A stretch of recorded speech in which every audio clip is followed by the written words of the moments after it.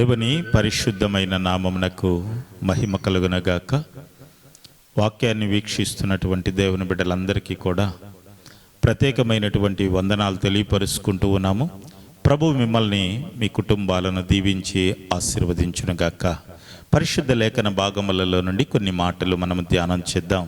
అపోస్తల కార్యముల గ్రంథము 10వ అధ్యాయము మొదటి నుండి కొన్ని మాటలు మనం గనక చూసినట్లయితే, ఇటలీ పట్టాలనబడిన పట్టణములో శతాధిపతి అయిన కొర్నేలి అని భక్తిపరుడు కైసారులో ఉండెను. అతడు తన ఇంటి వారందరితో కూడా దేవుని యందు భయభక్తులు కలవారై ఉండి ప్రజలకు బహు ధర్మము చేయుచు ఎల్లప్పుడూ దేవునికి ప్రార్థన చేయువాడు. ప్రియులారా, గమనించండి, ఇటలీ అనేటటువంటి ప్రాంతంలో కొర్నేలి అనేటటువంటి ఒక వ్యక్తిని మనము ఇక్కడ చూస్తూ ఉన్నాం. ఇతడిని గనక మనం గమనించినట్లయితే ఇతడు భక్తిపరుడు అని లేఖన భాగములు సెలవిస్తూ ఉన్నాయి. ప్రార్థనాపరుడు అని లేఖన భాగములు సెలవిస్తూ ఉన్నాయి. ఇతడు దాన ధర్మాలు చేసేటటువంటి వ్యక్తి అని లేఖన భాగములు సెలవిస్తూ ఉన్నాయి. నిజమే ప్రియులారా, శతాధిపతి అనగా సైన్యములకు అధిపతి. ఈ సైన్యములకు అధిపతి అయి ఉన్నటువంటి ఈ కొర్నేలి యొక్క జీవితము మనకి బాగా తెలుసు. ఇక్కడ అంటున్నాడు అతడు భక్తిపరుడు అని. అంత మాత్రమే కాదు, అతడు ప్రార్థనాపరుడు అని. అంత మాత్రమే కాదు, అతను దాన ధర్మాలు చేసేటటువంటి వ్యక్తి అని. అతని జీవితంలో ఉన్నటువంటి ఈ మంచి లక్షణాలు, ప్రార్థన చేసేటటువంటి విధానము కానీ, దాన ధర్మాలు చేసేటటువంటి విధానము కానీ, భక్తి కలిగినటువంటి జీవితము కానీ దేవునికి ఇష్టమైనవి. దేవునికి స్తోత్రం. దేవునికి మహా ఇష్టమైనటువంటివి. అయితే దేవునికి ఎప్పుడైతే తన ప్రార్థన ఇష్టమైందో, తన భక్తి ఇష్టమైందో, తన దాన ధర్మాలు చేయుట ఇష్టమైందో, వెంటనే తన సమూహములో ఉన్నటువంటి, తన స్థలములో ఉన్నటువంటి దేవదూతలలో ఒక దూతను తన ఇంటికి పంపించాడట. భక్తిపరుడే కానీ, ప్రార్థనాపరుడే కానీ, దాన ధర్మాలు చేసేటటువంటి వ్యక్తే కానీ కొదువుగా ఉన్నటువంటి స్థితిని తనకి గుర్తు చేయటానికి పరలోకము నుండి, దేవుని సమూహము నుండి ఒక దూతను కొర్నేలు ఇంటికి పంపించాడంట. ప్రియులరా, ఆ దూతను చూసినటువంటి కొర్నేలు భయపడి, ఇక్కడ అంటాడు, పగలు ఇంచుమించు 3 గంటల వేళ దేవుని దూత అతని యొద్దకు వచ్చి కొర్నేలు అని పిలుచుట దర్శనమందు తేటగా అతనికి కనబడెను. అతడు దూత వైపు తేరి చూసి భయపడి, ప్రభువా ఏమని అడిగెను. అందుకు దూత, నీ ప్రార్థనలు, నీ ధర్మ కార్యములు దేవుని సమూహమునకు జ్ఞాపకార్థముగా చేరి ఉన్నవి. దేవునికి స్తోత్రం. హల్లెలూయా.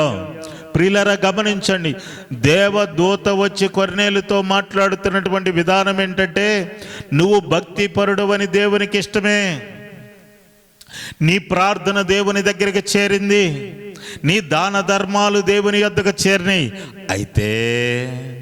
అయితే ఇక్కడ అంటాడు,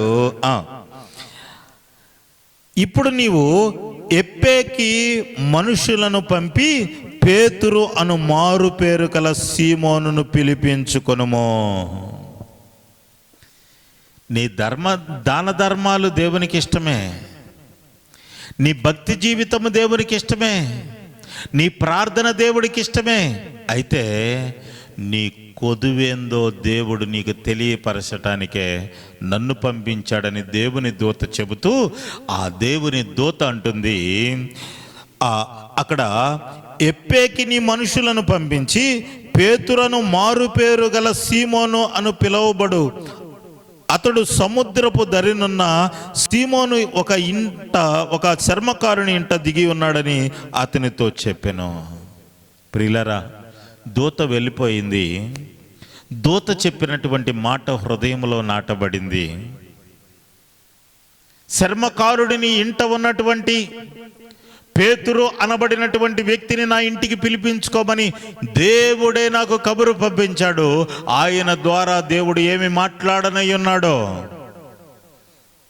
ఒక్క మాటను మీకు జ్ఞాపకం చేయాలని నేను ఆశపడుతూ ఉన్నాను. దైవ సేవకుడు ప్రత్యక్షత, దైవ సేవకుడు బోధ, దైవ సేవకుడు యొక్క ఆ స్థితి కొర్నేలుకి తెలియదు.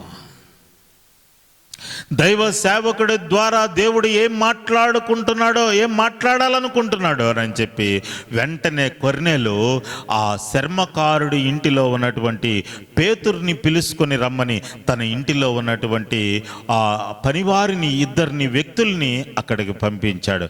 అక్కడికి పంపించినప్పుడు ఆ పనివారు వెళ్ళి, అయ్యా, కొర్నేలు అనేటటువంటి ఒక భక్తిపరుడు ఉన్నాడు, అతనికి ఒక దర్శనం వచ్చిందట.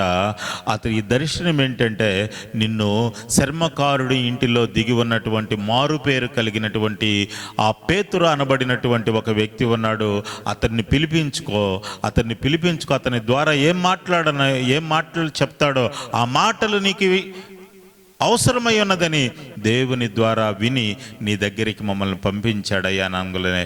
వెంటనే ఆ సీమోను పేతురు ఆ కొర్నేలు ఇంటికి బయలుదేరి మరుసటి దినాన వారి ఇంటికి చేరినట్లుగా మన లేఖన భాగాల్లో చూస్తూ ఉన్నాం. చూడండి, 10వ అధ్యాయము 23వ వచనంలో కనుక మనం చూసినట్లయితే, మరునాడు అతడు లేచి వారితో కూడా బయలుదేరెను. ఎప్పేవారైన కొందరు సహోదరులను వారితో కూడా వెళ్ళిరి. మరునాడు వారు కైసారములో ప్రవేశించిరి. అప్పుడు కొర్నేలు తన బంధువులను, ముఖ్య స్నేహితులను పిలిపించి వారితో కూడా కనిపెట్టుకొని ఉండెను. దేవునికి స్తోత్రం చేద్దామా? హల్లెలూయా. ప్రియులారా, గమనించండి, ఈ కొర్నేలు ఏం చేశాడంటే, దేవుని సముఖము నుండి దేవదూతే వచ్చి సీమోను నా ఇంటికి పిలిపించుకోమని చెప్పిందంటే ఇతను ఎంత విలువ కలిగినటువంటి వాడో, అతని మాటలు ఎంత విలువైనటువంటివో, ఆ మాటలు మనకి ఎంత అవసరమైనటువంటివో గ్రహించినటువంటి కొర్నేలు తన బంధువుల్ని పిలుచుకున్నాడు, ముఖ్యమైనటువంటి స్నేహితులను పిలుచుకున్నాడు, తన ఇరుపక్కల ఉన్నటువంటి వారిని పిలుచుకున్నాడు. ఈరోజు నా ఇంటికి ఒక ప్రాముఖ్యమైనటువంటి వ్యక్తి రాబోతూ ఉన్నాడు, ఆయన చెప్పేటటువంటి మాటలు మీకు చాలా అవసరమై ఉన్నది, నేను దేవుని ద్వారా, దర్శనము ద్వారా పొందుకున్నానని చెప్పి వారినందరినీ ఒక దిక్కడ సమూహముగా గూర్చి ఆ ఇంటిలో కనిపెట్టుకుంటూ ఉన్నాడంట.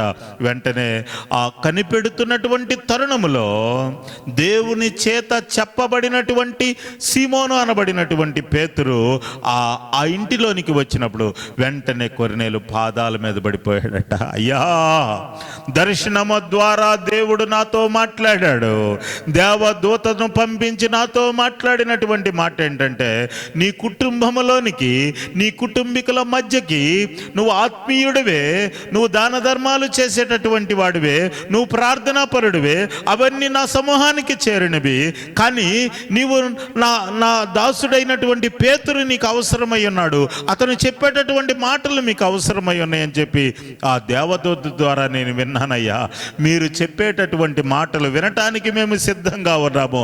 నేను మాత్రమే కాదు, మా కుటుంబీకులే కాదు, నా రక్త సంబంధికులు కూడా వచ్చారు, నా ముఖ్య స్నేహితులు కూడా వచ్చారు, నా ఇరుపక్కల ఉన్నటువంటి వారు వచ్చారు, నీ మాటలు వినటానికి వచ్చారయ్యా.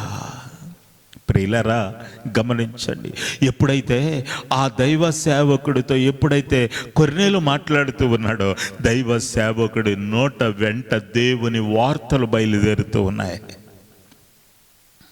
ఆయన ఈ లోకానికి ఎందుకు వచ్చాడో, ఆయన ఈ లోకములో ఎన్ని అద్భుతాలు చేశాడో, ఆయన ఈ లోకములో పాపులైనటువంటి మనందరి కొరకు ప్రాణము కలువరి శిలువలో ఎందుకు యవ్వన రక్తాన్ని సిందించాల్సి వచ్చిందో, తాను చేసినటువంటి అద్భుత కార్యములను గురించి, ఆశ్చర్య కార్యములను గురించి, తాను చేసినటువంటి ఈ లోకములో ఆయన సూచక క్రియలను గురించి, ఆయన చేసినటువంటి పరలోక రాజ్య సువార్తను గురించి పేతురు గారు చెబుతూ ఉంటే ప్రజలందరూ వింటూ ఉన్నారట.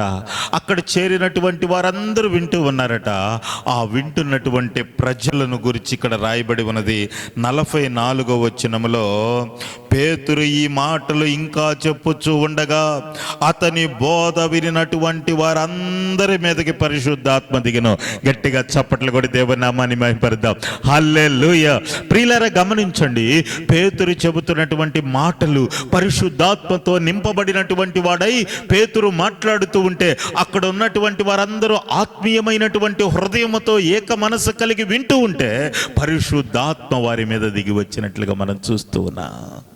నిజమే ప్రియులారా, దైవ సేవకుని ప్రత్యక్షత కొర్నేలుగా లేకపోయినప్పుడు దేవుని ద్వారా దర్శనం పొందుకున్నటువంటి వాడై ఆ దైవ సేవకుడిని ఇంటికి పిలిపించుకొని తన నోటి వెంట వచ్చేటటువంటి ప్రతి మాట హృదయంలోనికి స్వీకరించుకున్నప్పుడు పరిశుద్ధాత్మతో నింపబడ్డారట. అక్కడ చేరినటువంటి వారందరూ కూడా బాప్టిజం పొందారట. దేవునికి స్తోత్రం చేద్దామా? ఈరోజు నీవు బాప్టిజం పొందాలనుకుంటున్నావా? మారు మనసు పొందినటువంటి నీవు నీటి ద్వారా బాప్టిజం పొందాలనుకుంటున్నావా? ఆటంకంగా ఉన్నటువంటి ప్రతి దానిని ఎదిరించి దాటి అవతలకి వెళ్ళి నీటి ద్వారా బాప్టిజం పొందాలి అంటే దేవుని ద్వారా వచ్చేటటువంటి ప్రతి మాటను రిసీవ్ చేసుకోవాలి. ప్రార్థన చేయటం చేతవు, దాన ధర్మాలు చేయటం చేతవు, ఆ భక్తికి కలిగిన జీవితము చేతవు. కానీ దైవ సేవకుడి ద్వారా ప్రతి నిత్యము దేవుడు మాట్లాడేటటువంటి మాటలు నీకు అవసరమై ఉన్నది. కొర్నేలు భక్తిపరుడే, ప్రార్థనాపరుడే, దాన ధర్మాలు చేసేటటువంటి వ్యక్తే. అయితే దైవ సేవకుడి ద్వారా వచ్చేటటువంటి ప్రతి మాట కొర్నేలుకు అవసరమై ఉన్నది. ఇప్పుడైతే దైవ సేవకుడు నిలబడి మాట్లాడుతూ ఉన్నారు, వారందరూ రక్షింపబడ్డారు, వారందరూ పరిశుద్ధాత్మ చేత నింపబడ్డారు, వారందరూ నీటి ద్వారా బాప్టిజం పొందారు. ఈరోజు దేవుని వాక్యాన్ని వింటున్నటువంటి సహోదరి సహోదరుడా, దైవ సేవకుడు వైపు చూడకుండా దైవ సేవకుడి ద్వారా వచ్చేటటువంటి ఆ బోధ వైపు నువ్వు మనసు తిప్పుకొని నీవు గనక ఆ బోధకు గనక నువ్వు లోబడి జీవించగలిగితే పరిశుద్ధాత్మ చేత నువ్వు నింపబడుదువుగాక. దాన ధర్మాలు చేసినటువంటి కొర్నేలి ఇంటికి, ప్రార్థన జీవితము కలిగినటువంటి కొర్నేలి ఇంటికి, ఈ భక్తిపరుడైనటువంటి కొర్నేలి ఇంటికి దేవదూత వచ్చినట్లుగా దేవుడు నీ ఇంటికి తన దూతను పంపించునుగాక, నీతో మాట్లాడునుగాక, దైవ సేవకుల ద్వారా నీతో మాట్లాడునుగాక. నీ కుటుంబానికి కావలసినటువంటి దీవెనలు, ఆశీర్వాదములు, సంతోషము, సమాధానము దేవుడు నీకు అనుగ్రహించి నీకు మెండుగా నిండుగా దండిగా దేవుడు దీవించునుగాక. ఆమేన్.